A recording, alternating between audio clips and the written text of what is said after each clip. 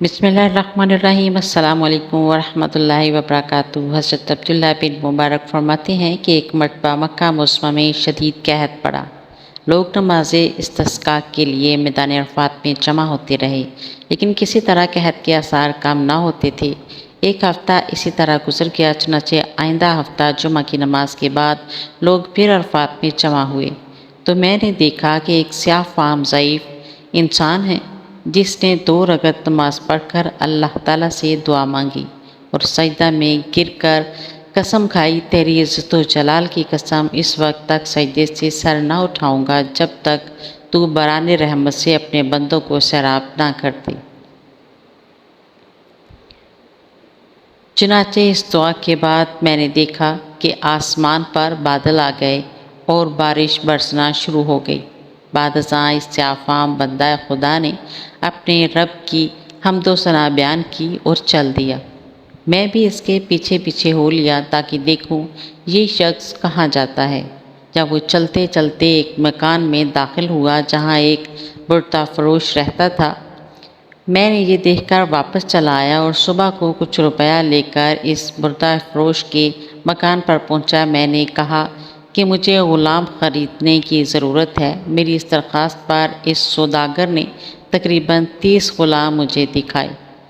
ان سب کو دیکھ بھال کر میں نے کہا، ان کے علاوہ اور بھی کوئی غلام ہے؟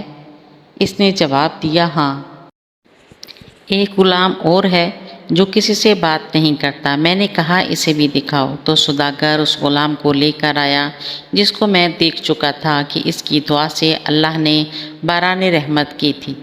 میں نے اسے دریافت کیا کہ تم نے اس کو کس قیمت پر خریدا ہے؟ سوداگر کہنے لگا کہ خریدا تو ہے میں نے 20 اشرفیوں کا، مگر آپ کو صرف 10 ہی اشرفی کا دے دوں گا۔ یہ سن کر حضرت عبداللہ بن مبارک نے فرمایا کہ ہمیں اس کی ضرورت نہیں، بلکہ میں تم کو اس کی قیمت میں 27 اشرفیاں زیادہ دوں گا۔ بس اس کا سودا کر کے میں غلام کو ہمراہ لے کر چلا آیا۔ تو وہ غلام کہنے لگا، اے میرے آقا، آپ نے آخر مجھے کیوں خریدا ہے؟ میں تو کسی بھی خدمت کے قابل نہیں ہوں۔ میں نے عرض کیا کہ میں نے تم کو اس لیے خریدا ہے کہ تمہارا خادم بنوں اور تم میرے مالک۔ میری اس بات پر غلام نے دریافت کیا کہ آپ ایسا کیوں کہہ رہے ہو؟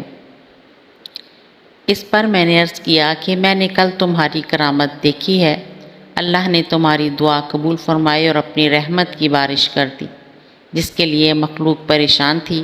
اس نے دریافت کیا، کیا واقعی آپ نے ایسا دیکھا ہے؟ میں نے کہا، ہاں۔ اس کے بعد اس نے دریافت کیا کہ کیا آپ مجھے آزاد کرتے ہیں؟ میں نے کہا کہ تو اللہ کے واسطے آزاد ہے۔ اس کے بعد میں نے سنا کہ غیب سے آواز آئی، اے ابن مبارک، تجھے بشارت ہو، اللہ تعالیٰ نے تیری مغفرت فرما دی۔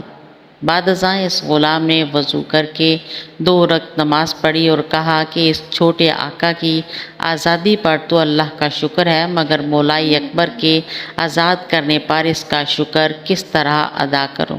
اس کے بعد دوبارہ وضو کر کے اس نے 2 رکعت نماز ادا کی اور دونوں ہاتھ آسمان کی طرف اٹھا کر دعا مانگی کہ الہی، مجھے معلوم ہے کہ میں نے 30 سال تک تیری عبادت کی اور میرے تیرے درمیان عہد تھا کہ تو میرا پردہ فاش نہ کرے گا، مگر اب جب کہ یہ راز کھل گیا تو میری روح قبض کر کے اپنے پاس بلا لے۔